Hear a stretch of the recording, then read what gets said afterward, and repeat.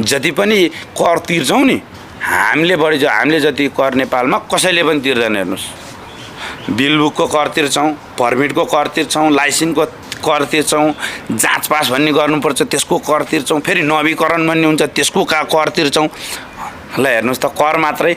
अनि सडकको अवस्था त्यस्तो छ, अनि दुर्घटना भयो भन्छन्, एउटा पब्लिकले गरेर ड्राइभरलाई कुट्छ। आदरणीय श्रोतावृन्द, हामीसँग हुनुहुन्छ मजदुरका नेता, नेपाली कम्युनिस्ट पार्टीका युवा नेता गौरी बुढाथोकी।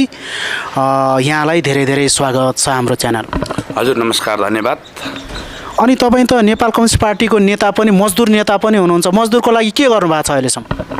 म तपाईले फोन गर्नुभन्दा एकछिन अगाडिसम्म एउटा हाम्रो मजदुर साथी विदेशिनु भएको थियो, उहाँको अल्पकालीन निधन भयो। उहाँकै लागि हामीले सहयोग उठाइरहेका थियौँ। तपाईँले फोन गर्नुभयो, तपाईँलाई टाइम दिनलाई म आइहालेँ। मजदुरको लागि धेरै गरेका छौँ सर हामीले। मजदुरको यो सामाजिक सुरक्षा कोषमा लागि पर्नुपर्छ भनेर त्यो मुद्दा हामीले उठाएको हो। आज म के कहाँसम्म लागू भयो त? त्यो लागू भएको छ?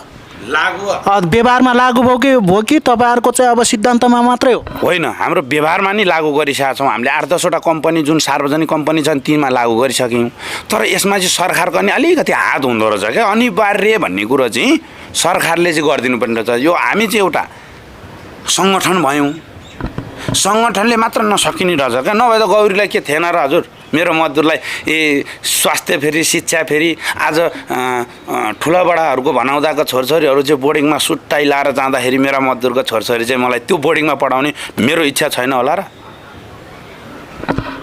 कुन कम्पनी मार्फत चाहिँ त्यो गर्दै हुनुहुन्छ अहिले? म त अहिले गोठाटार यातायात प्रणालीमा एउटा काम गर्छु। म त्यहाँ चालक पनि हो अहिलेसम्म गरेर। चालक म धेरै गर्दिनँ, गाडी धेरै चलाउँदिनँ। म त्यहाँ कम्पनीको यातायातको काम गर्छु। म त्यो कम्पनीमा अवगत छु। जे होस्, उसो भए गोठाटार यातायात प्रणालीले चाहिँ अब मजदुरहरूलाई धेरै फेसिलिटी दिएको छ, सुविधा दिएको छ? हजुर, अहिलेसम्म दिएको छ। मेरो नेतृत्वमा गठन हुँदाखेरि तपाईँको यो कोरोनादेखि लिएर यता सबै गएर तपाईँले बुझ्नु नि सक्नुहुन्छ। गौरीले चाहिँ के गर्यो त्यो मजदुरको लागि भनेर सोच्नुभयो भने उहाँहरूको सुखमा पनि रमाइदिन्छु म, उहाँहरूको दुःखमा पनि मलमपट्टि भएर हिँडिदिन्छु। मजदुरलाई हामी चाहिने नै त्यही त हो। उहाँहरूलाई पर्दाखेरि हस्पिटलदेखि लिएर कहाँसम्म जानुपर्छ उहाँहरूको अघि म हिँड्छु, पछि म हिँड्छु, त्यो उहाँहरूलाई सहयोग गर्नलाई होइन। अब हामीलाई यही त भन्दैछु त, यो मिडिया ट्रायल हामीले मिडियामा चाहिँ आएर बोल्न नपाएको कारणले गर्दा चाहिँ हामी मजदुरको कुरा नसुनेको हो कि सरकारले? हामीलाई त थाहा छ नि, फेरि यो सरकारलाई हामीले मजदुर व्यवसायले घुँडा टेकाउनु पऱ्यो भने त 1 घन्टाको कुरा हो। यो जति पनि आजसम्म सफल आन्दोलनहरू भएको छ मजदुरको कारणले भएको छ। आज त्यही मजदुर चाहिँ तल पर्नु भएको छ। ल हेर्नुहोस् त, विडम्बना मेरो देशको। आज यी नयाँ भन्ने पार्टीहरूले चालक र सहचालकको मुद्दा कहाँ चाहिँ उठाएको देखाउनुहुन्छ? देखाउनुहोस् त। अनि मेरो चालक सहचालक साथीहरू पोस्टर टालेर हिँड्नुहुन्छ। व्यक्तिवाद नगर्नुहोस्। संस्थालाई तपाईँको हकहितको मुद्दा कसले उठाएको छ, तपाईँको एजेन्डा कसले उठाएको छ, तपाईँलाई कसले साथ दिएको छ, त्यसको कुरा गर्नुहोस्। हामी कुनै डलर खेती गरेर बोल्न आएको होइनौँ। हामी स्वच्छ यो देशको नागरिक हौँ। मैले बोल्न पाउनुपर्छ भन्ने अधिकार नेपाली कम्युनिस्ट पार्टीले ल्याइदिएको हो। नभए हिजो हामीले क्वेसन गर्न पाउँदैन थियौँ। आजको जेनेरेसन भाइ बहिनीहरूले गाडी चलाएर ड्राइभर यहाँ रोक भन्छन्। हाम्रो समाज कता जाँदैछ? तिनलाई नि सभ्य पाराले मजदुरहरूले चालकहरूले पनि यात्रीहरूलाई राम्रो व्यवहार गरेनन् भन्ने गुनासो पनि आएको छ नि त? होइन, यो कुरो एकदम सही क्वेसन गर्नुभयो तपाईँले। यसको लागि धेरै धेरै धन्यवाद हो। हामी मजदुरका साथीहरूले सबै त नभनौँ, केही सीमित मान्छेहरू त्यस्ता पनि छन्, नहुने होइन।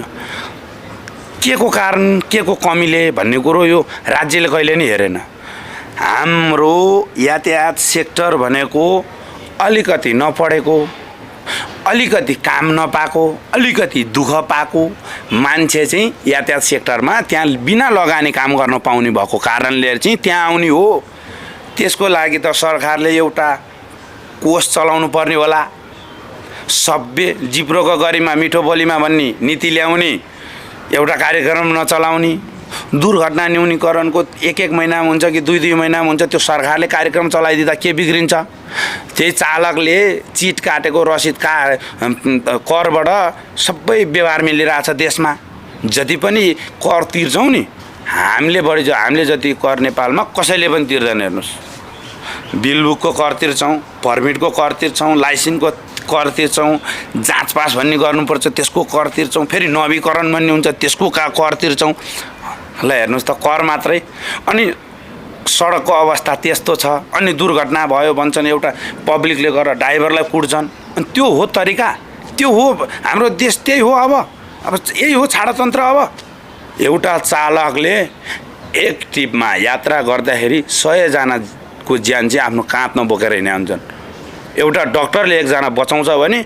एउटा ड्राइभरले चाहिँ 100 जना बचाउँछ हेर्नुहोस् त्यही त दुर्घटनाको कुरा पनि निकै आछन् यो न्यूनीकरण गर्न के गर्नु पर्ला सबभन्दा पहिला सुरुमा सडक राम्रो भन्नु पर्यो सबै चिज चाहिँ चालकलाई मात्र दोष दिएर हुँदैन हामी त मान्छे होला गल्ती हुन्छ तर गल्ती नै हुँदैन भन्नु खोजेको होइन गल्ती हुन्छ अहिले देशमा यातायातको रोड छ सानो सबैलाई चाहिएको छ एउटा घरमा 5वटा बाइक एउटा घरमा 7वटा कार अनि तपाईँको निकालेको छन् एकैचोटि रोडमा एकछिन अड्डिएर बस्नु सक्दैनन् म एक दिन तपाईँको एउटा बाइकको पछि लाएर आएँ कोटेश्वरबाट हेर्नुहोस् है सर यो तपाईँको यो एकदम फ्याक्ट कुरा गर्दैछु मैले 2-4 वर्ष अगाडिको कुरा गर्दैछु त्यो बाइक यस्तो रन्केर आयो कि मान्छे मार्नुलाई जस्तो गरेर आयो क्या सर यस्तो आयो होइन यो कहाँ जान्छ त अब हामीलाई त उस भयो मसँग एउटा साथी पनि थियो पछाडि अनि हामी स्कुटरमा थियौँ जान्दै भन्यौँ गयो त्यो कहाँ जान्छ भनेर त्यसको पछि फलो गरेर आएको सर 3 कुनेमा आएर पुलमाथि बाइक साइड लाएर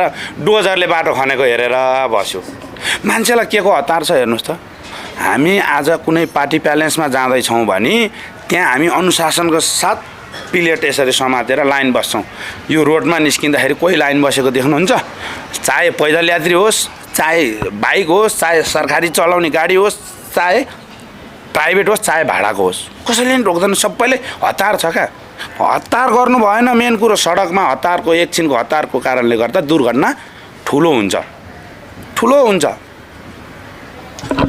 अनि यात्रीहरू अफिस टाइममा गन्तव्यमा बेलैमा पुगिएन भन्ने पनि गुनासो छ यसबारेमा के भन्न चाहन्छु यो मैले भने त हजुरलाई के छ भन्नुहुन्छ भने यो प्राइभेट भेहिकल अलि बढी